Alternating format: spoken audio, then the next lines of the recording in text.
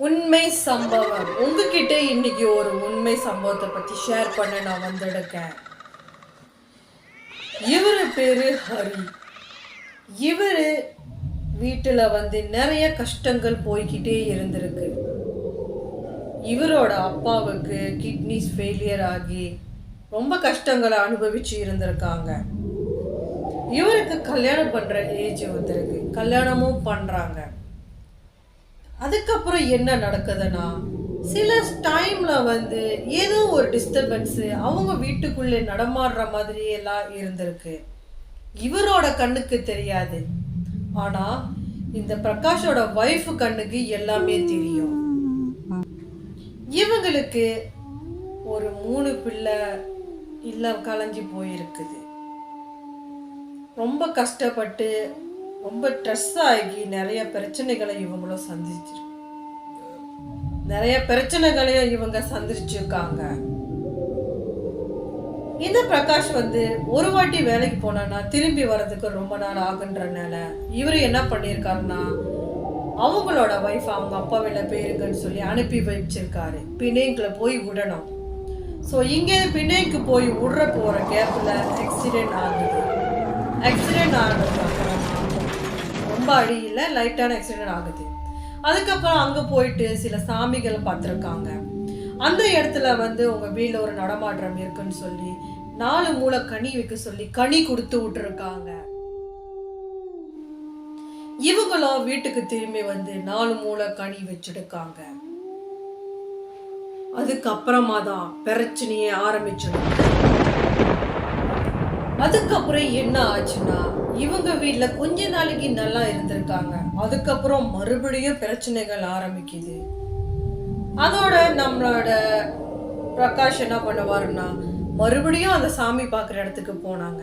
இந்த மாதிரி போய் அவங்க கொடுக்குற திங்ஸை வீட்டில் வச்சு இப்படியே இப்போ நடந்துக்கிட்டே இருந்திருக்கு. நிறைய காசும் அவங்க செலவெல்லாம் பண்ணியிருக்காங்க.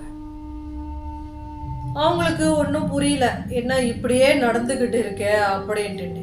அப்புறம் ஒரு கட்டத்துக்கு மேலே அவங்களோட வைஃப் சொல்லியிருக்காங்க, இனிமேல் நம்ம அந்த சாமி பார்க்குற இடத்துக்கு போக வேணாம், எனக்கு என்னமோ சரியா படலை அப்படின்னு சொல்லியிருக்காங்க.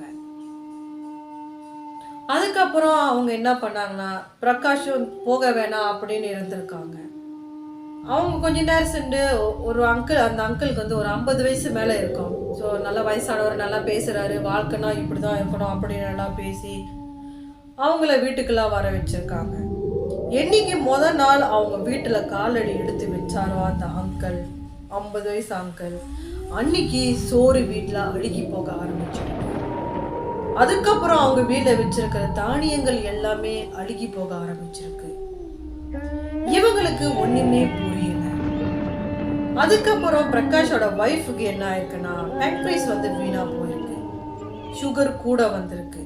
20க்கு மேல போனான ஹாஸ்பிட்டல்ல ஸ்டே பண்ண சொல்லியிருக்காங்க. அதுக்கப்புறம் டிஸ்சார்ஜ் ஆகி மறுபடியும் வீட்டுக்கு வந்திருக்காங்க. அப்புறம் கொஞ்ச நாள் ஆனா மறுபடியும் அவங்க கண் பார்வை குறையுதுன்னு சொல்லி மறுபடியும் ஹாஸ்பிட்டல் போயிருக்காங்க. இப்படியே நடந்துகிட்டு இருக்கிறதுனால பிரகாஷ் கூட வேலை செய்யற ஒரு பெரியவர் அவரு என்ன சொல்லியிருக்காருன்னா, இது என்னமோ சரியில்லை, இது ரொம்ப தப்பா இருக்குது, நான் ஒன்னு ஒரு இடத்துக்கு கூட்டிட்டு போறேன், நீ கண்டிப்பா வா அப்படின்னு சொல்லியிருக்காரு. அதுக்கப்புறம் பிரகாஷ் இந்த மாதிரி இன்னொரு இடத்துல சாமி பார்க்க போறேன் அப்படின்னு சொல்லி அந்த 50 வயசு அங்கிள் கிட்ட சொன்ன உடனே அவரு சொல்லியிருக்காரு, அதெல்லாம் போகாத, அதெல்லாம் பொய் சொல்றாங்க, நீ போகாத அப்படின்னு சொல்லியிருக்காரு. இதை பிரகாஷ் பெருசா எடுத்துக்காம அங்க பார்க்க போயிருக்காங்க. ஆனா பார்க்க போறதுக்குள்ளேயே இந்த மொத பார்த்த சாமி பார்த்த இடத்துல இருந்து அவ்வளோ கால்ஸ் வந்திருக்கு. அதை எதுவுமே பெருசுப்படுத்தாம பிரகாஷ் அவங்க பாஸ் சொன்னது மாதிரி அவங்க பாஸ் கூட சேர்ந்து போயிருக்காரு. அங்க போனதுக்கு அப்புறமா தான் தெரிய வருது, இவங்க எல்லாருமே ஒரு கூட்டு களவாணின்னு. அதாவது சாமி பார்த்த இடத்துல உள்ளவங்களும் இந்த 50 வயசு இந்த கிழவனும் ஒரு கூட்டு களவாணி. காசை இந்த மாதிரி வர்ற ப்ராப்ளம்ஸ் வர்றவங்க கிட்டேருந்து பறிக்கிறதுக்காண்டி சில விஷயங்களை இந்த மாதிரி செய்வாங்க. எப்போதுமே கனியை வெட்டி வெட்டி வைக்க சொல்லியிருக்காங்க சனிக்கிழமை. அது எதுக்குன்னா, அந்த ஒரு உருவம் வர்றதுக்கு, அந்த உருவத்தை குழந்தையிலேருந்து 5 வயசு குழந்தை வரைக்கும் உருவம் வந்து அதோட சாப்பாடு எல்லாமே அவங்களோட ஒய்ஃபோட உடம்புக்குள்ளேருந்து எடுத்து ரத்தம் இந்த மாதிரிலாம் சாப்பிட்டு சாப்பிட்டு அவங்க ஒய்ஃபுக்கு இதனால தான் ப்ராப்ளம்ஸே வந்துருக்கு.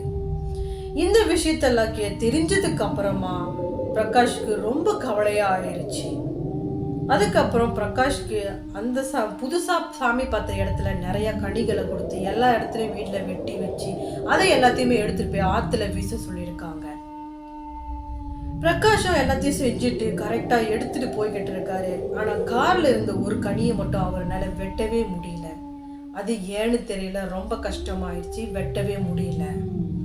அப்படி இப்படி அந்த கனியும் அவங்க கட் பண்ணி ஆத்துல வீசிடுறாங்க. இந்த மாதிரி 3 நாளைக்கு செய்ய சொல்லியிருக்காங்க. 3ஆவது நாள் என்ன பண்ணோன்னா ஒரு கோழி எடுத்து அந்த கோழியை கட் பண்ணி அவங்க வீட்டு வெளியில வீசணும். அதே மாதிரியும் நம்மளோட பிரகாஷ் செஞ்சிருக்காங்க. ஏதோ ஒரு கொடூரமான ஒரு உருவம் வந்து அந்த கோழியை தரன்னு எடுத்துட்டு போகிறத பிரகாஷ் பார்த்துருக்காரு. அதுக்கப்புறம் என்ன ஆகுதுன்னா லாஸ்டா ஒரு பரிகாரம் எல்லாம் செய்யணும்னு சொல்லி எல்லாத்தையுமே செஞ்சுட்டு பிரகாஷ் அந்த சாமி கொடுத்த விஷயத்த வீட்டுல வந்து வைக்கிறாங்க. அதாவது அந்த பூசாரி கொடுத்த ஒரு விஷயத்த வீட்டுல வந்து வைக்கிறாங்க. அதுக்கப்புறமா தான் அவர் நிம்மதியா வாழ ஆரம்பிச்சாங்க.